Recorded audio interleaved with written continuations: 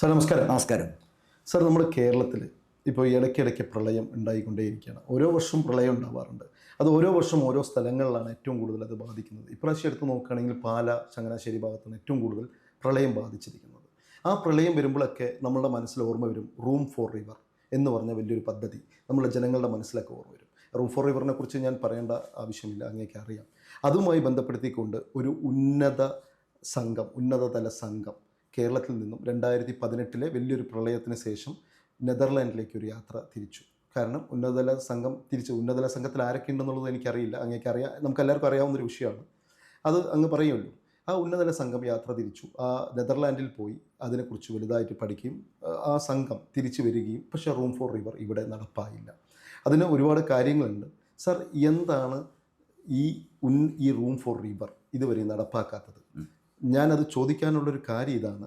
കഴിഞ്ഞ ദിവസം UDF സർക്കാരിലെ നമ്മളുടെ UDF മുഖ്യമന്ത്രി, അതായത് നമ്മുടെ കേരളത്തിൻ്റെ മുഖ്യമന്ത്രി നമ്മളോട് പറഞ്ഞു, കഴിഞ്ഞ 10 വർഷമായിട്ടും വിഴിഞ്ഞം പദ്ധതിയെക്കുറിച്ച് പറഞ്ഞു, ഒന്നും നടന്നിട്ടില്ല, ഒരു കാര്യം ചെയ്തിട്ടില്ല. അതേപോലെ തന്നെയാണോ ഈ റൂം ഫോർ റിവർ? അല്ല, അതിനകത്തെ വളരെ കൗതുകകരമായ ചോദ്യമാണ് ചോദിച്ചത്. നമ്മൾക്ക് വെള്ളപ്പൊക്കം ഉണ്ടാകുന്നതാണ് രതീഷ് പറഞ്ഞ പോലെ നമുക്കെല്ലാം അറിയാവുന്ന കാര്യമാണ്. ഇടവപ്പാതി തുലാവർഷം മാറി മാറി കേരളത്തിൽ പെയ്യുന്നതാണ്. അപ്പോൾ ഈ കാലഘട്ടത്തിലൊക്കെ കേരളത്തിൽ വെള്ളപ്പൊക്കം ഉണ്ടാകാറുണ്ട്. താഴ്ന്ന പ്രദേശത്ത് വെള്ളം കയറുകയും ചെയ്യും സ്വാഭാവികമായിട്ട്. പക്ഷേ കേരളത്തിലെ നദികളുടെ പ്രത്യേകത 44 നദികളുണ്ട്. ഇതെല്ലാം ചെന്ന് സമുദ്രത്തിൽ ചേരുകയാണ്. അപ്പം ഇവിടെ അതോടൊപ്പം തന്നെ നമുക്ക് ബാക്ക് വാട്ടേഴ്സ് ഇഷ്ടംപോലെ, കായലും തോടുകളും എല്ലാം ഉണ്ട്. ജലസമൃദ്ധമായ സംസ്ഥാനമാണല്ലോ കേരളം. പക്ഷേ വെള്ളപ്പൊക്ക സമയത്ത് നമുക്ക് ബുദ്ധിമുട്ടുണ്ടാകുന്നുണ്ട്. കാരണം വെള്ളം കയറി നാശനഷ്ടം ഉണ്ടാകുന്നുണ്ട്. അപ്പോൾ എന്തുകൊണ്ടാണ് വെള്ളം വരുന്ന ഈ നദികളിലൂടെയാണ്? ഈ നദികളിലെ ജലത്തിൻ്റെ ഒഴുക്ക് ശാസ്ത്രീയമായി ക്രമീകരിച്ച് വെള്ളപ്പൊക്കത്തിൻ്റെ കെടുതികൾ കുറയ്ക്കാമോ? ഇതാണ് വിഷയം. അത് ഏറ്റവും ഗംഭീരമായിട്ട് ചെയ്തിരിക്കുന്നത് എവിടെയാണ്? നെതർലാൻഡിലാണ്. അപ്പം നെതർലാൻഡ്സിൽ ഇത് ഗംഭീരമായിട്ട് ചെയ്യുന്നുണ്ട്. അവരാ കൊണ്ടുവന്ന പദ്ധതിയുടെ പേര് റൂം ഫോർ റിവർ എന്നാണ്.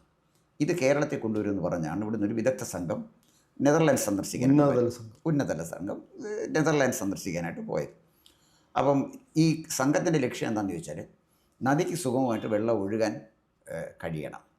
തടയണകളെ സൃഷ്ടിച്ച് നദിയിൽ ഒന്നും ചെയ്യാൻ പറ്റില്ല. അതുപോലെ തന്നെ വെള്ളപ്പൊക്കത്തിൻ്റെ കെടുതികളിൽ നിന്ന് സംസ്ഥാനത്തെ രക്ഷിക്കണം. അപ്പോൾ സ്വാഭാവികമായിട്ടും ഉയർന്ന തലത്തുനിന്ന് ഒഴുകുന്ന വെള്ളം താഴ്ന്ന സ്ഥലത്ത് കെട്ടിക്കിടക്കും. അത് സ്വാഭാവികമായ കാര്യമില്ല. അത് പ്രധാനമായിട്ട് വരുന്ന കേരളത്തിലെ കുട്ടനാടാണ്.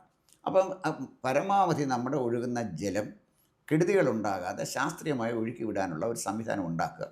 അതിനാവശ്യമായ ക്രമീകരണങ്ങൾ നദീതീരത്ത് ചെയ്യുക. നദിയുടെ ഒഴുക്കിനെ കൃത്യമായി ശാസ്ത്രീയമായി നിയന്ത്രിക്കാൻ കഴിയുന്ന വിധത്തിൽ നിയന്ത്രിക്കുക. അനാവശ്യമായ വളവുകൾ എങ്ങനെ അത് ഒഴിവാക്കാൻ പറ്റും, അല്ല അവിടെ ഉണ്ടാകുന്ന ഡാമേജുകൾ എങ്ങനെ ഇല്ലാതാക്കാൻ പറ്റും. ഇതൊക്കെയാണ് ഈ പദ്ധതിയുടെ കാര്യം. അത് നെതർലാൻഡ്സിൽ വളരെ ഭംഗിയായിട്ട് അത് നടത്തിക്കൊണ്ടിരിക്കുന്ന സ്ഥലമാണ്.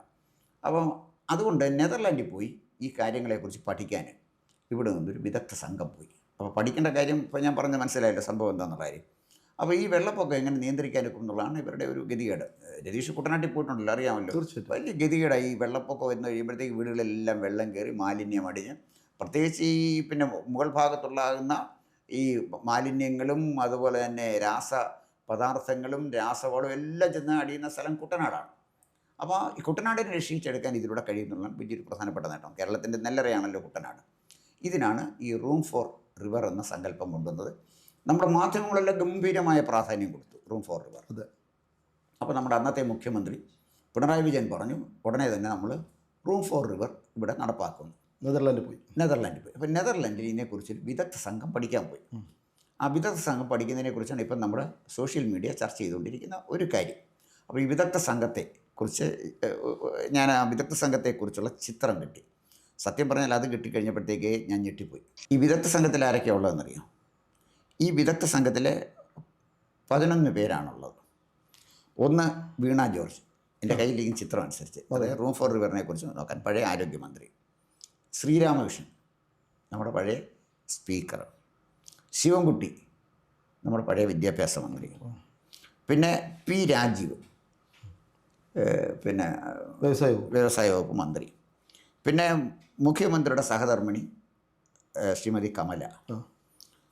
അതുപോലെ തന്നെ മുഖ്യമന്ത്രിയുടെ മകള് ശ്രീമതി വീണ വിജയൻ. മകളുണ്ട്. മരുമോനെ കാണുന്നില്ല. പിന്നെ ശിവൻകുട്ടിയുടെ സഹധർമ്മിണി ശിവകുമാരിയുടെ സഹധർമ്മിണി സഹധർമ്മിണി ഉണ്ടായിരുന്നു, PSC മെമ്പറുമായിരുന്നു. പിന്നെ ഇതിനൊപ്പം വേറെ ഒരാളുടെ ചിത്രവും കൂടെ ഞാൻ ഇന്നത് കാണുന്നുണ്ട്. അതേ ആരാന്ന് എനിക്കറിയത്തില്ല. അപ്പോൾ അങ്ങനെ ഒരു അജ്ഞാതൻ, ഇപ്പോൾ പോലീസ് പണ്ട് കേസെടുക്കുമല്ലോ, കുഞ്ഞു കുട്ടികളുണ്ടോ? പറയാം, ഒരു ഇത് കേസെടുക്കുമല്ലോ, പോലീസ് പണ്ട് കേസെടുക്കാൻ അറിയത്തില്ല. ഇന്ന ആളും പിന്നെ കണ്ടാൽ അറിയാവുന്ന പ്രതികളും, പോലീസുകാരൻ കണ്ടാലേ അറിയാം, ഇതെനിക്ക് കണ്ടാൽ അറിയുന്നില്ല ഇതാരാന്ന്. പിന്നെ മുഖ്യമന്ത്രിയുടെ മകള് വീണയുടെ കുഞ്ഞു മകനും ഉണ്ടായിരുന്നു.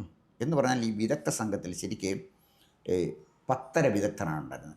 ഈ 10 വിദഗ്ധർ എന്ന് ഞാൻ പറഞ്ഞത്, പണ്ട് കേരളത്തിലൊരു സങ്കല്പം ഉണ്ടായിരുന്നു, 18 കവികളെ കുറിച്ച് കേട്ടിട്ടുണ്ടല്ലോ. 18 കവികൾ, അതായത് 18 സംസ്കൃത കവികൾ, ഒരു മലയാളം കവി.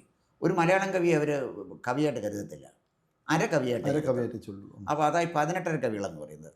എന്ന് പറഞ്ഞാൽ വിദഗ്ധ സംഘത്തിൽ നമുക്ക് 10 വിദഗ്ധരെ എടുക്കാം.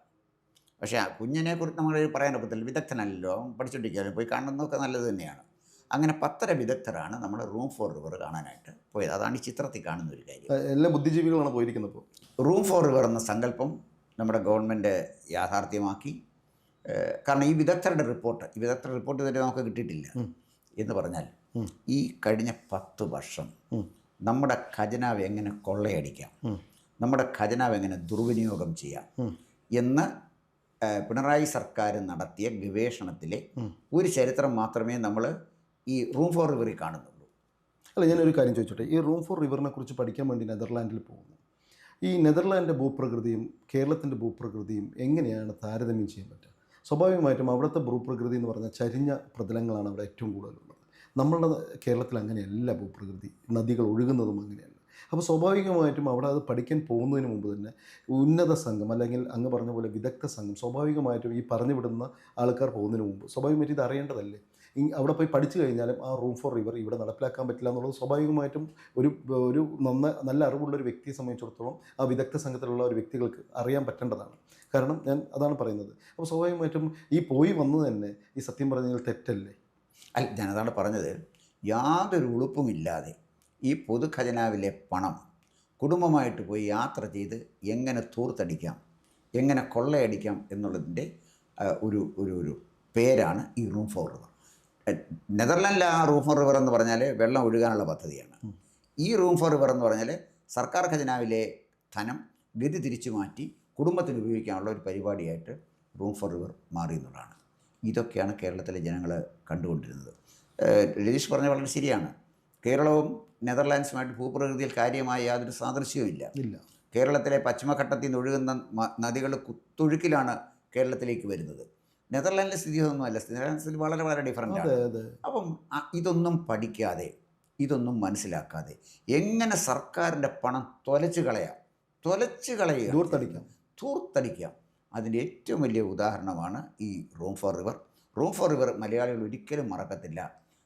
കുടുംബസമേതം കൊച്ചുകുട്ടി പരാധീനങ്ങളുമായിട്ട് വിദേശ രാജ്യങ്ങളെ സന്ദർശിക്കാനുള്ള ഒരു പരിപാടിയുടെ പേരാണ് റൂം ഫോർ റിവർ.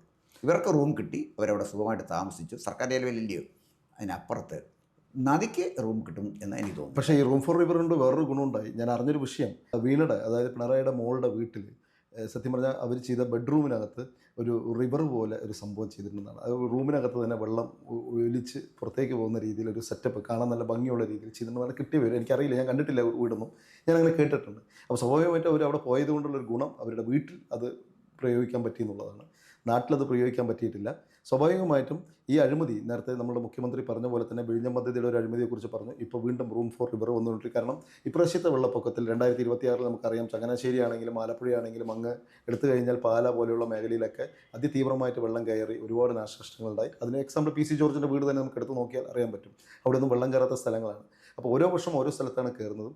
ഇതിനുള്ള പദ്ധതികൾ ഇനി വരുന്ന ഗവൺമെൻറ്, അല്ലെങ്കിൽ ഇപ്പോൾ മുന്നോട്ട് പോകുന്ന ഗവൺമെൻറ് നല്ല രീതിയിൽ അത് നടത്തി എന്ത് ചെയ്യാൻ പറ്റും എന്നുള്ളൊരു സാധ്യത കണ്ടെത്തേണ്ടതാണ്. അല്ലാതെ ഇങ്ങനെ നമ്മളുടെ ഖജനാവ് കൊള്ളയടിച്ച് യാത്രകൾ, ഫാമിലി ആയിട്ടുള്ള ടൂറുകൾ അടിക്കാതെ കാര്യങ്ങൾ ചെയ്താൽ നന്നായിരിക്കും. തീർച്ചയായിട്ടും ഇത് വലിയൊരു, അങ്ങ് നേരത്തെ പറഞ്ഞ പോലെ തന്നെ സാമൂഹ്യ മാധ്യമങ്ങളിൽ വലുതായി നിറഞ്ഞുകൊണ്ടിരിക്കുകയാണ് ഈ റൂം ഫോർ റിവർ. ഈ റൂം ഫോർ റിവർ എന്നുള്ളത് വീണയുടെ വീട്ടിലുള്ള ഒരു റിവറാണ്, ചെറുതായിട്ട് കാണാൻ ഭംഗിയുള്ള റിവറാണ് ഉദ്ദേശിച്ചത്. സ്വാഭാവികമായിട്ടും അത് ഈ കേരളത്തിലേക്കുള്ള ഒരു മാർഗ്ഗനിർദ്ദേശമല്ലായിരുന്നു സ്വാഭാവികമായിട്ടും. പക്ഷേ അതിനുവേണ്ടി ഒരുപാട് കോടികൾ ചിലവായിട്ടുണ്ട്, അങ്ങ് പറഞ്ഞ പോലെ. എന്തായാലും സാറേ, അദ്ദേഹം കൊണ്ടുവന്ന പല പദ്ധതികളും ഇപ്പോഴും നടപ്പിലാക്കിയിട്ടില്ല, നിന്നു പോയിട്ടേ ഉള്ളൂ. പക്ഷെ അതിന് മുമ്പ് കൊണ്ടുവന്ന VS അച്യുതാനന്ദനും ശരി, ഉമ്മൻചാണ്ടിയാണെങ്കിലും ശരി, അവർ കൊണ്ടുവന്ന പല പദ്ധതികളും ഇന്ന് കേരളത്തിൽ നടപ്പായിക്കൊണ്ടിരിക്കുകയാണ്. പിണറായി ഈ 10 ആണ്ട് കൊണ്ടുവന്ന ഒരു പദ്ധതിയും പൂർണ്ണതയിലേക്ക് എത്തിയിട്ടില്ല. പിന്നെ അതുപോലെ തന്നെ സാറോട് എനിക്ക് ഒരു കാര്യം കൂടി പറയാനുള്ളത്, സാറോടൊന്നല്ല ഈ ജനങ്ങളോടൊക്കെ പറയാനുള്ളതും നമ്മൾ VD സതീഷിനോട് എനിക്ക് പറയാനുള്ളതും, റൂം ഫോർ റിവർ പോലെയുള്ള പദ്ധതികൾ കുടുംബത്തോടൊപ്പം പോയി നെതർലാൻഡ് പോലെയുള്ള പല രാജ്യങ്ങളും ഇനിയുമുണ്ട്. ആ രാജ്യങ്ങളിലൊക്കെ പോയി പഠിക്കാൻ വേണ്ടി പോകരുത്. അങ്ങനെ പഠിക്കാൻ പോകുന്നുണ്ടെങ്കിൽ അതിന് പറ്റിയ ഉന്നതതല സംഘത്തിനെ തന്നെ നിയമിക്കുക, അതിനനുസരിച്ച് മുന്നോട്ട് പോവുക. അല്ലാതെ ഇതുപോലെയുള്ള പദ്ധതികൾ ഇനി കൊണ്ടുവന്ന് ഖജനാവിനെ നശിപ്പിക്കരുത്. കാരണം ഇവിടെ ഓരോ ജനങ്ങളുടെയും ഓരോ ജനതയുടെയും പൈസയാണ് അതിനകത്ത് കിടക്കുന്നത്, നമ്മളെപ്പോലെയുള്ള ഓരോരുത്തരുടെയും ഉണ്ട്.